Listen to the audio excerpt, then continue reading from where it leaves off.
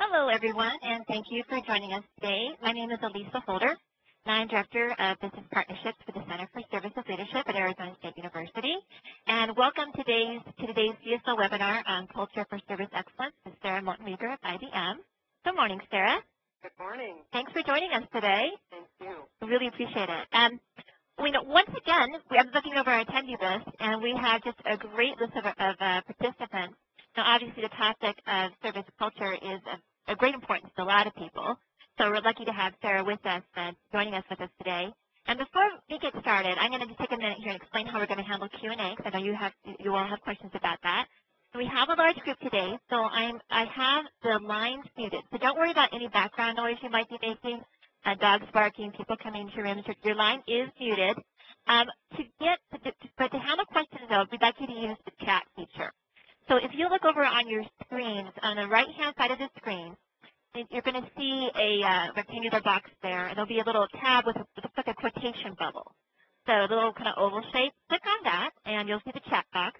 So you just type in your question in the box at the bottom and hit send, and then we'll see those questions. So you're welcome to send in questions at any time. We'll try if we're able to stop and take questions. So we've reserved about 10 to 15 minutes to end where we're going to be handling the bulk of the questions. If you have any technical issues or have any trouble hearing, anything along those lines, feel free to send in that via chat as well. And there, too, is on the line. She's been the person who's been helping you with registration and communication, and she's also on the line with us today, and she will help you with your technical questions. We're not going to be using the raise hand feature. You'll see that right over there. That's next to the chat bubble. It looks like a hand. We're not going to be using that, so please don't use that. We're also finding that more and more of you are learning about the webinars via Twitter. We're getting a little bit of a growing Twitter community, so hello to our Twitter community out there. And we do have a hashtag for our webinars, and I've got it right there at the bottom of the slide, #CSL webinar. So if you are on Twitter and you want to chat with others while the webinar is going on, or if you want to reference this webinar in one of your tweets, we'd love that. And so if you do so, please use that hashtag to reference the webinar. I'm not going to be checking Twitter while we're doing the webinar. I'm not that good of a multitasker, but I will be checking it late after the event, obviously. And so don't chat in your questions or try to communicate with us during the webinar, but you can communicate with one another via chat, via the Twitter hashtag. But use the chat to communicate with us, please. And also, before we get started on the webinar itself, I also want to mention, too, we will be recording this, and we will be sending out a PDF of the slides. I know we get a lot of questions about that. That's our plan to do that. And before I turn it over to Sara, I want to take just a second to overview the Center for Services Leadership for those who are new to us, so you have a little bit more context about who we are and what we do. And we're actually part of the W.P. Carey School of Business at Arizona State University, which is one of the top-ranked business schools, especially among state schools in the U.S. So we were formed to be an outreach arm between the business community and the academic community on the study of services. And we've been around for 25 years, so 25th anniversary, so we're going to be celebrating that this fall. Very excited about that.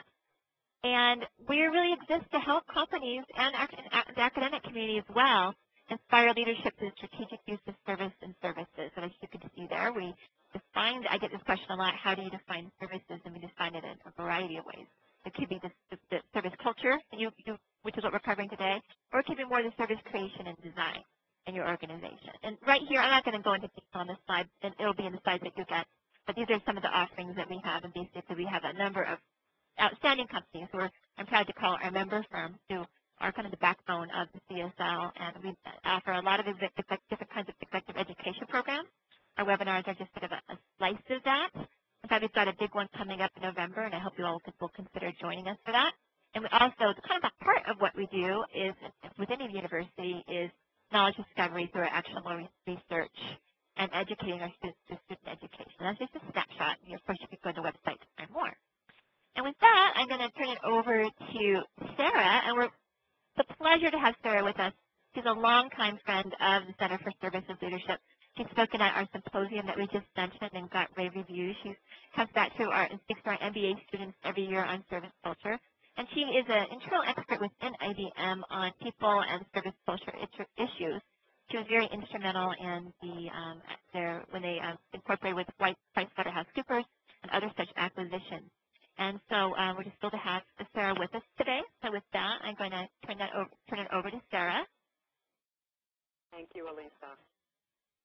And thanks to everyone that's taken the time from their busy schedule today to dial in and hear a little bit about two of my very favorite topics, the first one being business culture, and the second is the whole idea of being excellent at work, whether it's in service or in the case of the organization that I'm a part of, which is called Delivery Excellence within IBM.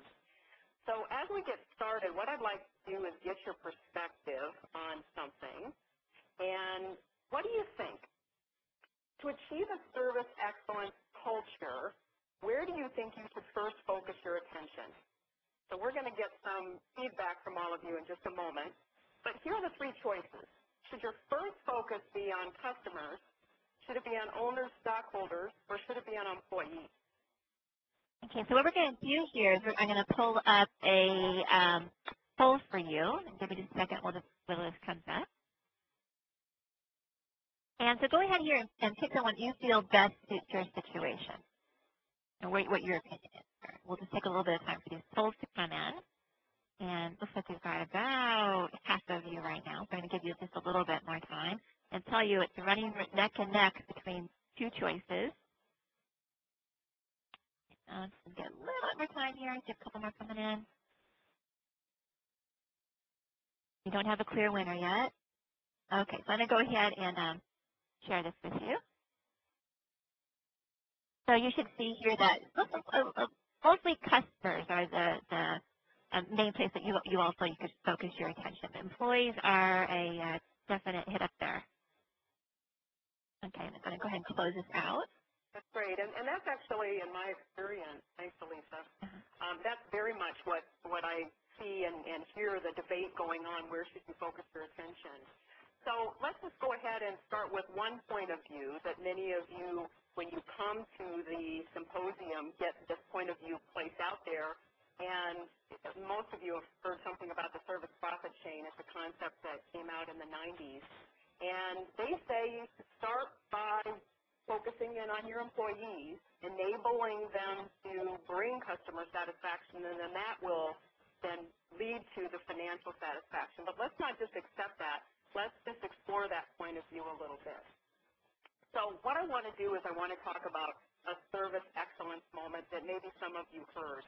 And I think it's wonderful that it's a friend of mine that shared this at one of the symposiums. His name is Charlie Tombizian, and he is going to actually be doing a panel at the symposium next month on outbehaving the competition. Doesn't that sound like a great one? So he was at the symposium a few years ago, and unfortunately he was late one of the days, and so he was coming in and his arms were full of materials, and he stopped to get some breakfast and he picked up a yogurt. And one of the people from the Ritz-Carlton who was standing there to help folks, his name was Louise, said, "May I help you?" And Charlie said, "No, thank you, I can manage."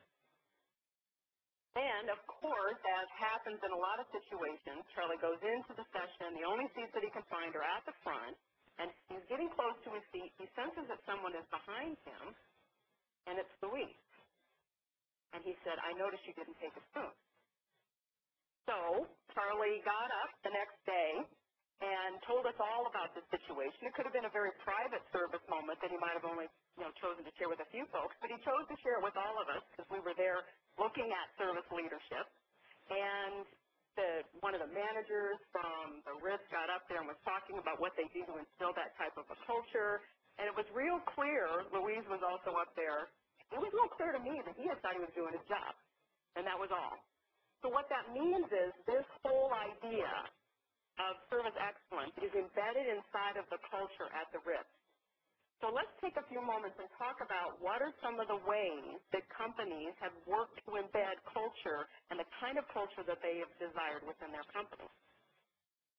I got the opportunity a few years ago to do some research at the in IBM Research, the Service Research Group.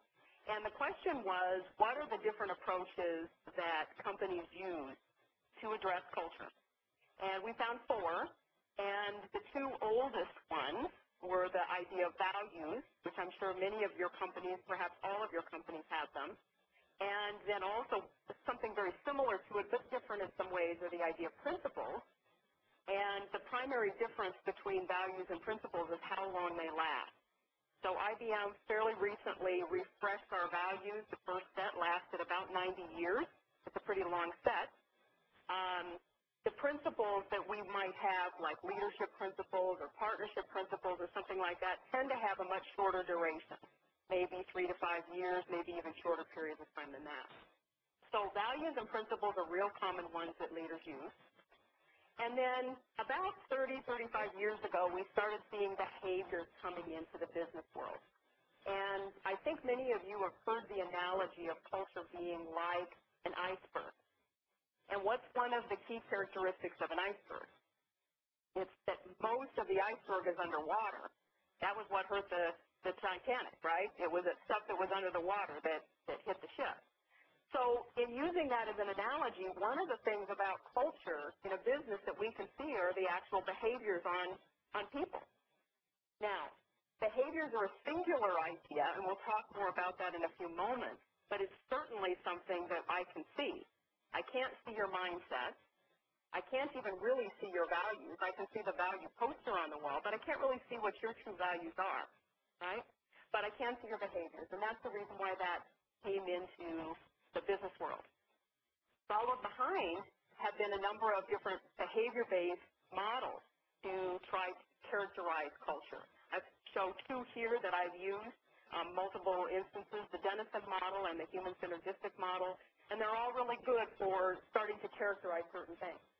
Now, if I asked many of you and had the opportunity to say, how would you define culture?